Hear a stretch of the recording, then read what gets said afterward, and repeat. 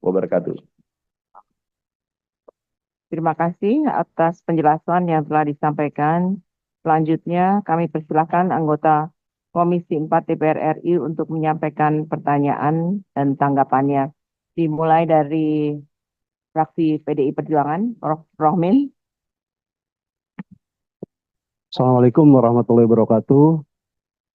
Terima kasih Bu Ketua, pimpinan, Pak Menteri Pertanian, sahabat lama saya, Pak Wamen yang saya banggakan, seluruh jajaran Eselon 1 dan rekan-rekan anggota Komisi 4 DPR RI yang sangat terhormat.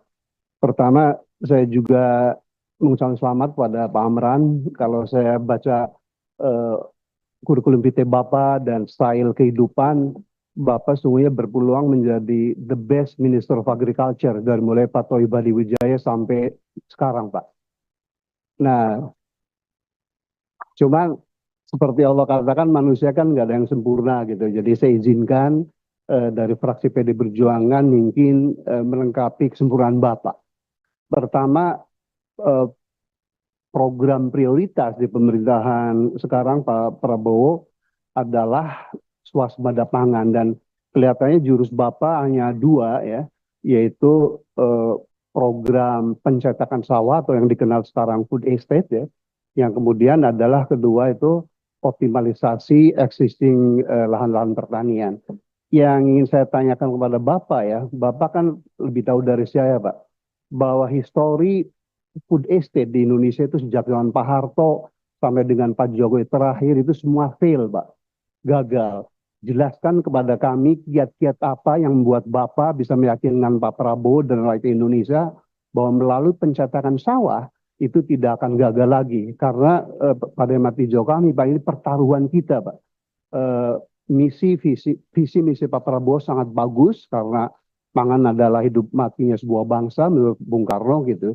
Jadi once ini gagal, sektor kita akan susah Pak untuk bounce back, untuk meyakinkan lagi Menteri Keuangan, Presiden berikutnya, dan petani kita apa namanya. Jadi tolong jelaskan ya supaya tidak gagal karena saya kebetulan ketua AMDAL di 1 juta hektar Kalimantan Tengah Pak, contohnya. Menurut IPB waktu itu lahan yang sesuai itu hanya 100.000 hektar Pak, berdasarkan kedalaman gambut 1 meter. Jadi itu clear cut secara saintifik. Kalau untuk tanaman pangan nggak boleh kedalaman gambut tuh lebih dari 1 meter, Pak Daryono ya. Tapi pemerintah waktu itu kan masakan begitu itu menjadi 1 juta gitu. Nah saya selaku sahabat Bapak nggak boleh lagi tuh Pak memasakkan sulit lokasi taman pangan itu tidak sesuai dengan suitability land-nya gitu ya. Itu satu faktor. Kedua, kelihatannya on farm-nya pun kedodoran Pak gitu ya. Seperti kemarin di Kalimantan Tengah, di Sumatera Utara, boleh bilang nggak ada komoditas yang berhasil. Karena on farm teknologinya tuh parah Pak. Kemudian sistem rantai suplainya pun belum terbangun, subsistem hulu, subsistem hilirnya Pak. Nah jadi itu harus dilengkapi. Nah yang kedua, ini yang paling problematik, Pak. Saya kira key performance indikator Kementerian Pertanian adalah kesejahteraan petani, Pak. Dan seperti Bapak rasakan bersama, Bapak punya semangat untuk memberantas itu, kantong-kantong kemiskinan. Sampai sekarang itu masih terletak di petani, nelayan, dan buruh, Pak. Dan kalau saya lihat, itu problem struktural, Pak. Karena menurut data dari BPS, bahwa jumlah petani gurem, terutama sawah, itu masih sekitar 60%, Pak. Jadi lahan usaha padi sawah, terutama di Jawa, yang di bawah 0,5 itu ada sekitar 60%, Pak. Di Indramayu, Cirebon, Subang gitu ya. Padahal menurut penelitian FAO dan IPB bahwa economical scale dari padi sawah, Pak Menteri, itu adalah 1,5 hektar, Pak. Jadi kalau 1,5 hektar, baru hasilnya sekitar 7 juta per bulan, Pak. Itu yang dimaksud dengan Bank Dunia yang namanya prosperous family itu.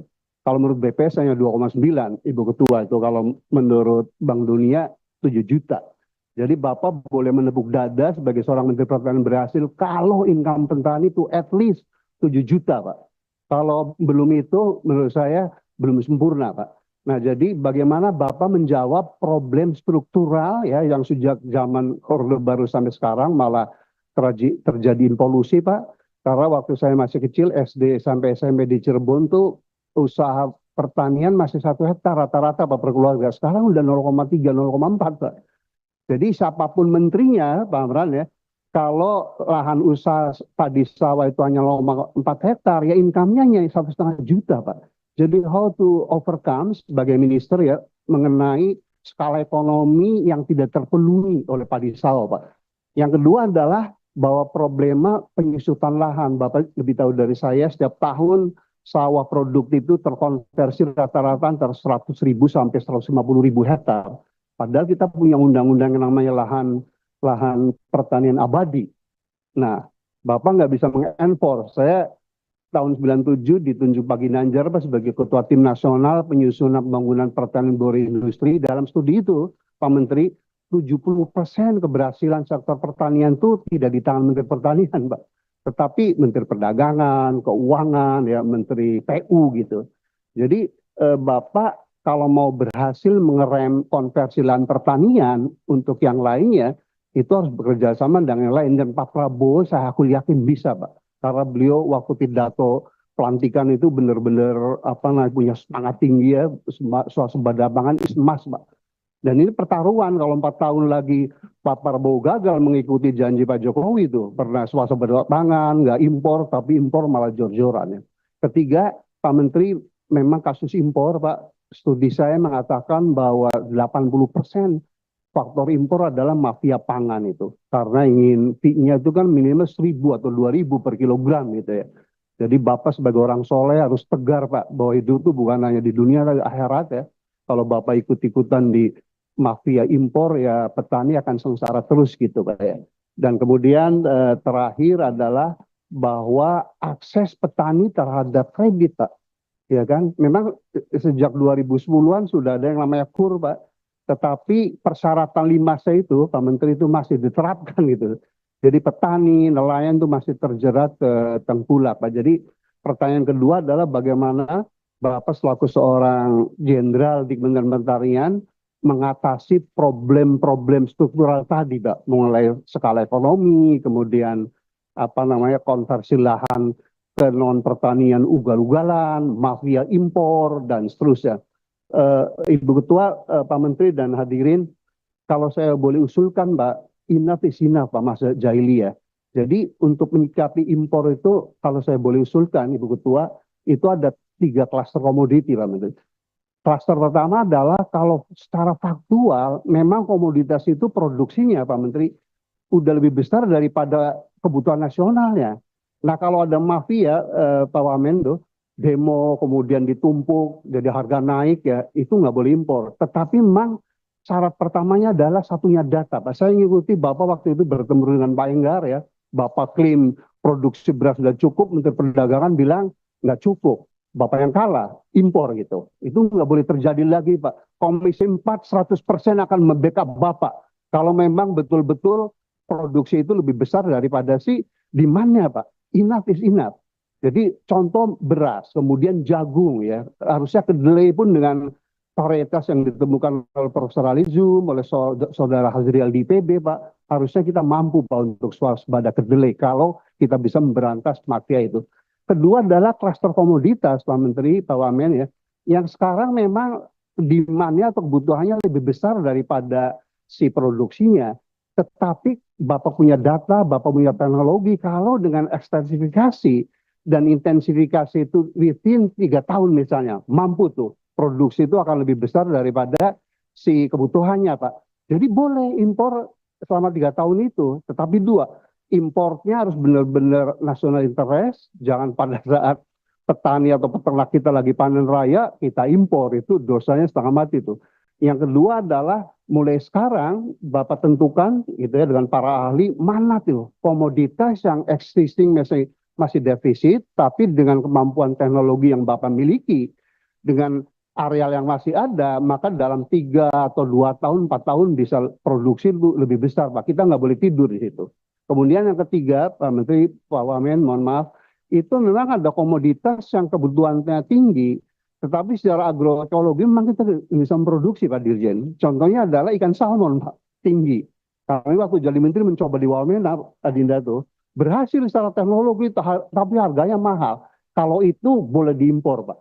Iya kan? Jadi sekali lagi komoditas pangan, kalau dibutuhkan bangsa Indonesia, tapi secara sunatullah atau agroekologi itu nggak mungkin diproduksi di kita, itu boleh impor, Pak. Tapi lagi-lagi harus juga diatur.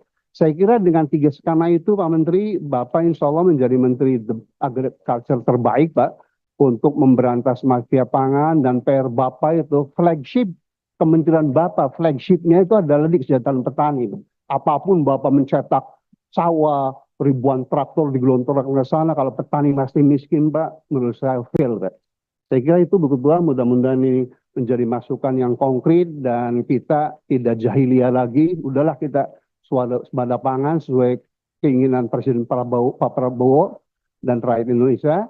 Dan kemudian jangan lagi kita hanya bluffing, Pak, gitu ya, bahwa food estate yang akan kita bangun benar-benar tidak fail lagi, Pak. Karena kalau fail, saya sebagai sahabat Bapak, saya juga menderita malu gitu, Pak.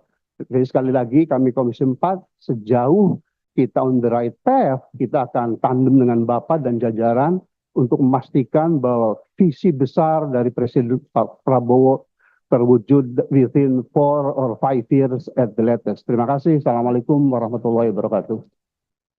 Waalaikumsalam. Terima kasih Pak Rohmin. Selanjutnya Pak Firman Subagio sebagai jubirnya Partai Golkar.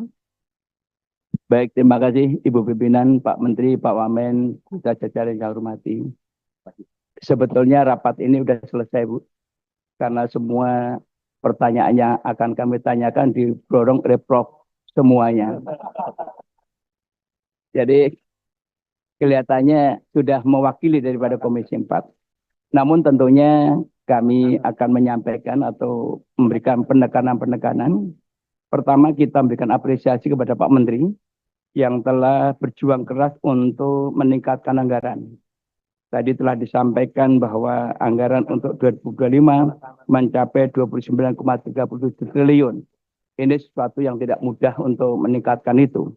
Dan kedua, juga dengan 17 program prioritas, di mana 8 program prioritas yang terbaik, salah satunya adalah swasembada pangan. Kami mendukung sepenuhnya terhadap kebijakan Bapak Presiden, yaitu untuk mewujudkan swasembada pangan selama 4 tahun ini. Tentunya ini tidak mudah, tantangan juga semakin banyak. Oleh karena itu, Pak Menteri, dalam rangka untuk mencapai 4 tahun ini harus menjadi satu cita-cita bersama dan kita harus bersama-sama untuk mewujudkan. Karena sampai sekarang ini kami merasa Komisi 4 yang udah paling lama di sini, Pak, merasa masih gagal karena setiap menteri ganti menteri selalu menyampaikan bahwa visi misinya adalah swasembada pangan untuk menuju kedaulatan pangan. Anggaran yang dari mulai 6 triliun sampai 90 triliun tidak pernah tercapai. Artinya ada satu kesalahan, yaitu sistem. Nah, di sini Pak Menteri sudah mulai bicara tentang sistem. Oleh karena itu, sistem yang dibangun ini harus didasari dengan regulasi. Aturan-aturan yang mendukung terhadap tercapainya swasembada pangan ini. Dan kedua, regulasi-regulasi yang harus lebih kuat untuk memberikan dukungan ini. Untuk peternak sawah, Pak Menteri tadi juga disampaikan, tentunya kami dari Komisi 4 juga perlu mendapatkan satu penjelasan roadmap-nya seperti apa. Prosesnya seperti apa sehingga kami nanti bisa memberikan penguatan-penguatan, berikan masukan-masukan terhadap masalah kegagalan-kegagalan yang lalu. Karena kami selalu mencatat bahwa pencetakan sawah ini selalu setiap tahun muncul, tapi kegagalan juga mengiringi terhadap masalah pencetakan sawah itu. Namun dengan konsep di Papua ini harapan saya, kayak kemarin saya juga mendapatkan informasi begitu bangga kami lihat ada 700.000 hektar tebu yang luar biasa, yang ini nyaris tidak pernah terdengar di telinga kami. Dan saya tanya Pak Robert, ini benar ada? Ternyata jawab, benar Pak, ada di sana. Memang itu sudah mulai zaman Belanda, Pak ya. Zaman Belanda. Oleh karena itu, untuk prospek Papua ini menjadi lumbung pangan, ini adalah suatu harapan besar. Oleh karena itu patut kita dukung.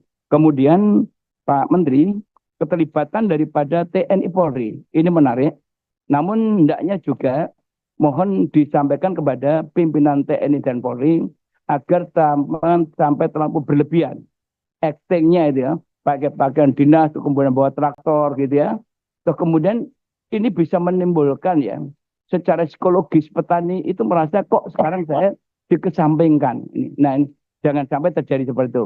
Kita harus ingat bahwa kita mempunyai jumlah petani kurang lebih 38 juta. Ini data BPS. 30% adalah petani milenial. Sedangkan 70% adalah petani kolonial yang usia 70 tahun. Nah, untuk petani milenial ini tentunya ada treatment. Treatmentnya adalah kita bisa berikan kesempatan inovasi-inovasi yang dikembangkan dan kemudian pemerintah hadir untuk memberikan kemudahan-kemudahan dalam bentuk regulasi. Sehingga semangat spirit daripada petani milenial ini kita dukung dengan regulasi yang ada.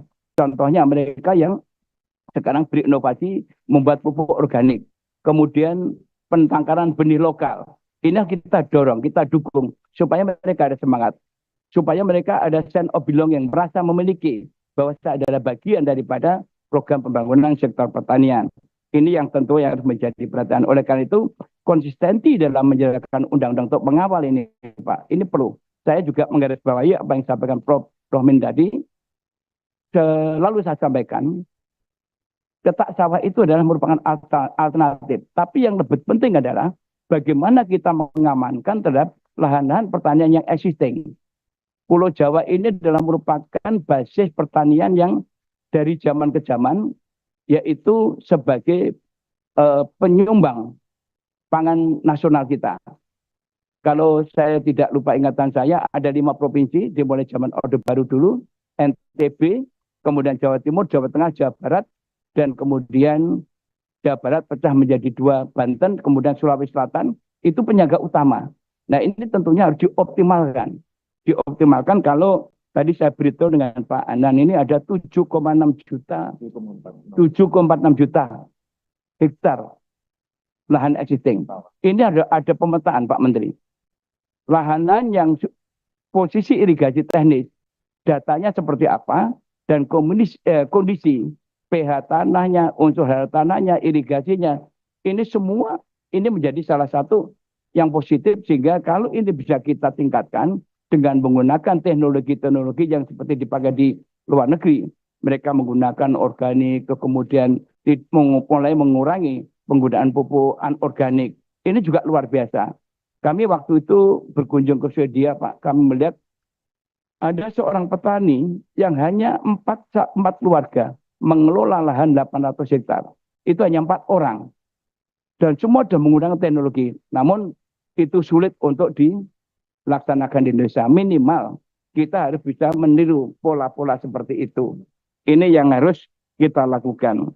Pak Menteri yang saya hormati, tentunya kami akan terus melakukan upaya-upaya dalam rangka untuk mendukung apa yang menjadi rencana Pak Menteri ini.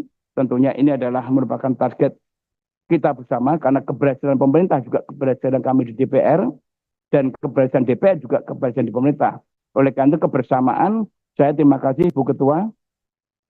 Saya sejak kemarin menyampaikan pada Bu Ketua, mudah-mudahan rapat pertama itu adalah bukan awal yang baik, karena kami tidak mengendaki rapat di DPR itu seperti pengadilan, Pak.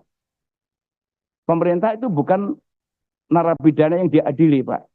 Yang lalu-lalu itu kesan saya pemerintah selalu diadili. Kita buang energi dari pagi sampai malam, tapi hasilnya nothing. Ini enggak. Mulai itu dengan Bu Ketua yang sekarang ini terobosan, dikoordinasikan. Yang penting apa yang menjadi gagasan pemikiran daripada fraksi-fraksi ini bisa disampaikan dan ditindaklanjuti secara bersama-sama. Insya Allah dengan pola-pola pendekatan ini kita lebih rasional, kita lebih efektif, efisien, menghemat waktu. Karena bapak-bapak yang di belakang ini kan juga ada tugas lagi yang lebih penting adalah di lapangan. Rapat itu kalau perlu ada secukupnya. 1 jam, 2 jam paling lama selesai. Kesimpulan juga nggak perlu banyak. 1-2 yang penting adalah bagaimana konsistensi melaksanakan kesimpulan rapat ini. Jadi ini Pak Menteri yang kami sampaikan, insya Allah mudah-mudahan kami dukung dan kami punya tanggung baik secara politik dan secara moral.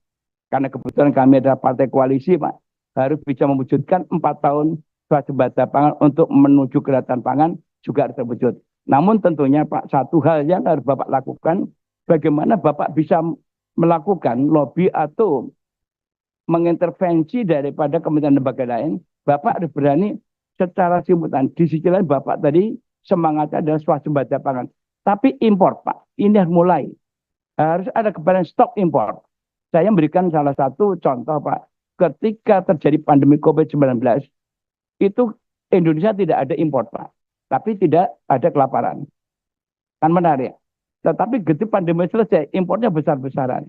Nah ini siapa pemainnya di tengah ini? Nah ini yang harus kita dukung gerakan Pak Prabowo ini untuk mewujudkan bagaimana memberantas daripada mafia-mafia ini. Saya meyakini Pak Menteri sudah lama bersama-sama kita. Ayo kita lakukan seperti dulu lagi. Kita bersama-sama di lapangan. Ya, ketika ada isu gejolak harga, kita turun bareng-bareng. Ketika ada masalah persoalan petani, kita turun bareng-bareng. Inilah kebersamaan yang dibangun antara pemerintah dan DPR ini. Karena keputusan politik ini juga harus menjadi salah satu pertimbangan. Demikian, Bu Ketua, yang kami sampaikan. Wabillahi taufik. Wassalamualaikum warahmatullahi wabarakatuh. Terima kasih Pak Firman. Selanjutnya Pak Khalid dari Partai